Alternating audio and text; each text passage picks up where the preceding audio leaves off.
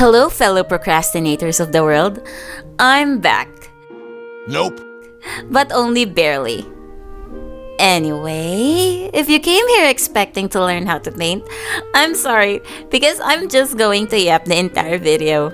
For context, this Wang Yibo painting is commissioned by a lovely woman named Mira over on Twitter. Everyone say, "Thank you, Mira," because thanks to her, we're finally getting new content on this channel.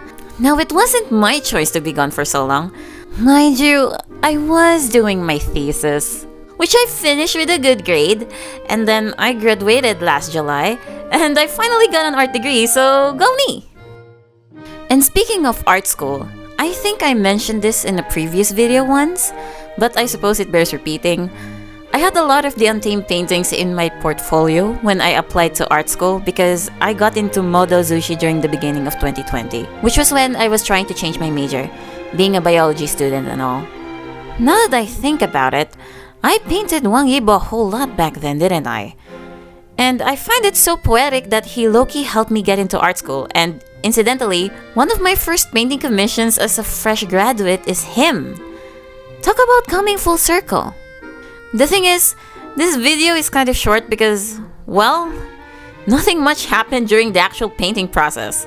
Like, it's just so straightforward.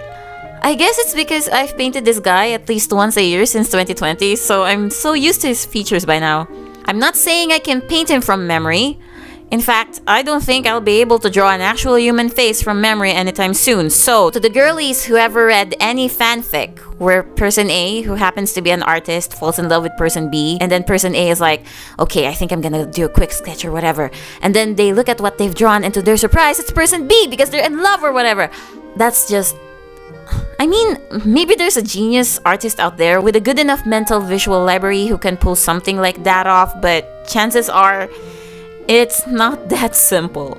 I am not claiming to be one of those fanfic reading girlies, by the way, but I might or might have not read a fic back in 2014 with that exact trope, and it broke my immersion. Still enjoyed the fic though. But anyway, Wang Yibo. His face is very symmetrical. Under some lighting, his nose is almost a perfect symmetrical triangle. That's a gift.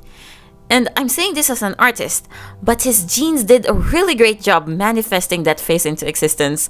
Some people really are born blessed. It's always a fun time for me painting him. And like my other watercolor portraits, I started out by simply painting the subject's face and working my way from there.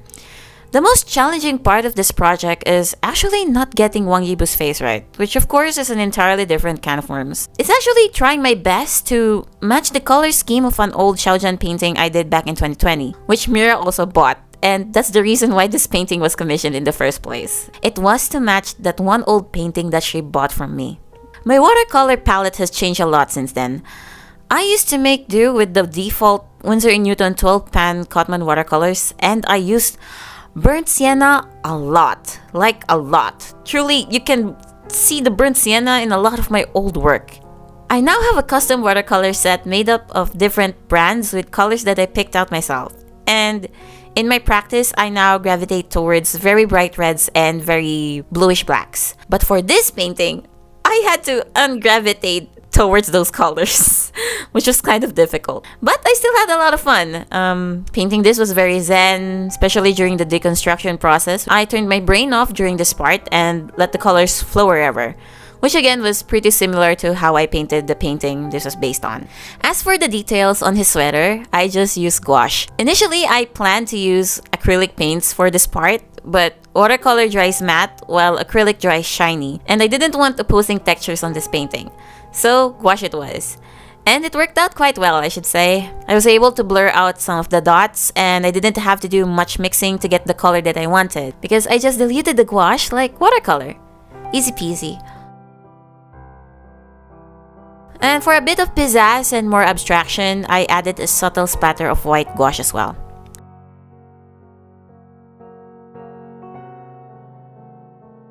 Finally, I packed the painting for same-day delivery.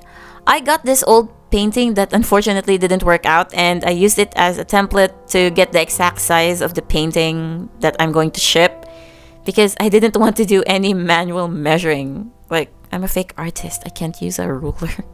By the way, this is not the right way to pack a watercolor painting or any painting for that matter. You should be adding margins and you should be sandwiching a mat board in between the painting and the plastic cover. Unfortunately, I couldn't for the life of me find any mat board for sale near me, so I had to violate the laws of art preservation and pack it the way I did.